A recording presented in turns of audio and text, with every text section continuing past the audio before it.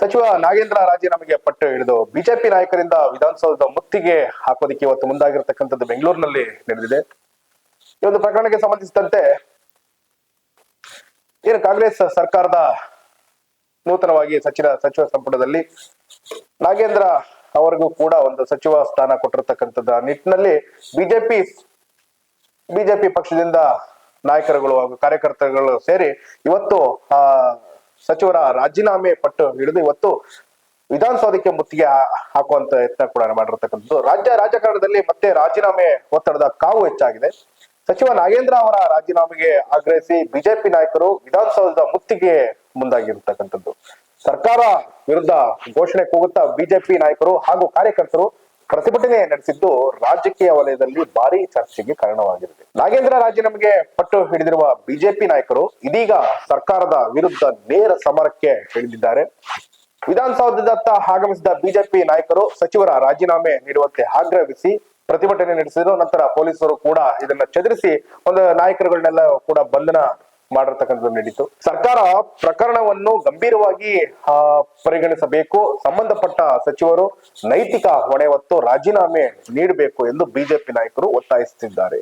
ಇನ್ನ ಬಿಜೆಪಿ ನಾಯಕರು ಅಂತಂದ್ರೆ ವಿರೋಧ ಪಕ್ಷದ ನಾಯಕ ಆರ್ ಅಶೋಕ್ ನಾಯಕತ್ವದಲ್ಲಿ ಹಾಗೂ ಬಿಜೆಪಿ ರಾಜ್ಯಾಧ್ಯಕ್ಷ BY ವಿಜಯೇಂದ್ರ ನಾಯಕತ್ವದಲ್ಲಿ ಇವತ್ತು ನಡೆದಂತಹ ಒಂದು ಪ್ರತಿಭಟನೆ ಇದಾಗಿತ್ತು. ಪ್ರತಿಭಟನಾ ಸ್ಥಳದಲ್ಲಿ ಬಿಜೆಪಿ ನಾಯಕರು ಸರ್ಕಾರದ ವಿರುದ್ಧ ತೀವ್ರ ಆಕ್ರೋಶ ವ್ಯಕ್ತಪಡಿಸಿದ್ದು ವಿಧಾನಸೌಧ ಮುತ್ತಿಗೆಗೆ ಮುಂದಾದ ಹಿನ್ನೆಲೆ ಪೊಲೀಸರು ಭದ್ರತೆಯನ್ನು ಹೆಚ್ಚಿಸಿದ್ದಾರೆ.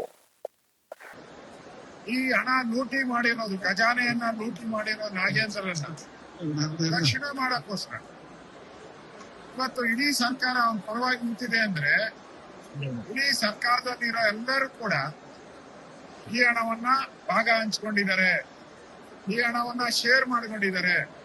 ಅದಕ್ಕೋಸ್ಕರ ಎಲ್ಲರೂ ಅವನ ಪರವಾಗಿ ನಿಂತಿರುವಂತದ್ದು ಇದು ಸ್ಪಷ್ಟವಾಗಿ ಗೊತ್ತಾಗ್ತಾ ಇದೆ.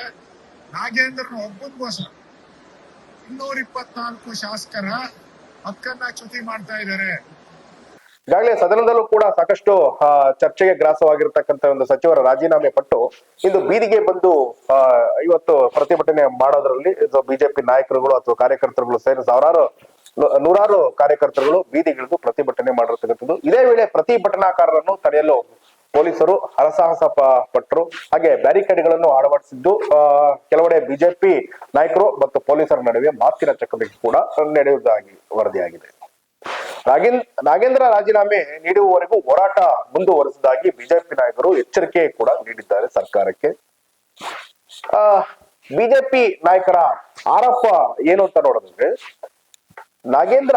ಸಚಿವ ನಾಗೇಂದ್ರ ವಿರುದ್ಧ ಕೇಳಿ ಬಂದಿರುವ ಆರೋಪಗಳ ಬಗ್ಗೆ ಸರ್ಕಾರ ಸ್ಪಷ್ಟ ಉತ್ತರ ನೀಡಬೇಕು, ಪ್ರಕರಣದ ಹೊಣೆ ಹೊತ್ತು ಸಚಿವರು ರಾಜೀನಾಮೆ ನೀಡಬೇಕು, ತನಿಖೆ ಪಾರದರ್ಶಕವಾಗಿ ನಡೆಯಬೇಕು ಎಂಬುದು ಬಿಜೆಪಿ ನಾಯಕರ ಪ್ರಮುಖ ಆಗ್ರಹ ಕೂಡ ಆಗಿರತಕ್ಕಂಥದ್ದು. ಒಟ್ಟಿನಲ್ಲಿ ನಾಗೇಂದ್ರ ರಾಜೀನಾಮೆ ವಿಚಾರ ಇದೀಗ ವಿಧಾನಸೌಧದ ಒಳಗೂ ಹಾಗೂ ಹೊರಗೂ ರಾಜಕೀಯ ಸಂಘರ್ಷಕ್ಕೆ ಕಾರಣವಾಗಿದೆ. ಬಿಜೆಪಿ ಪ್ರತಿಭಟನೆಗೆ ಸರ್ಕಾರ ಯಾವ ರೀತಿಯಲ್ಲಿ ಪ್ರತಿಕ್ರಿಯಿಸಲಿದೆ ಎಂಬುದು ಕೂಡ ಕುತೂಹಲ ಮೂಡಿಸಿದೆ.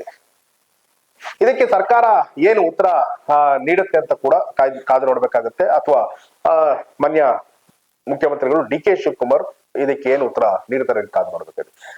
ಇದಾಗಿತ್ತು ಇವತ್ತಿನ ವಿಶೇಷ. ನೀವು ನೋಡ್ತಿದ್ದೀರಾ ಪ್ರಜಾಧ್ವನಿ TV. ನಮಸ್ಕಾರ.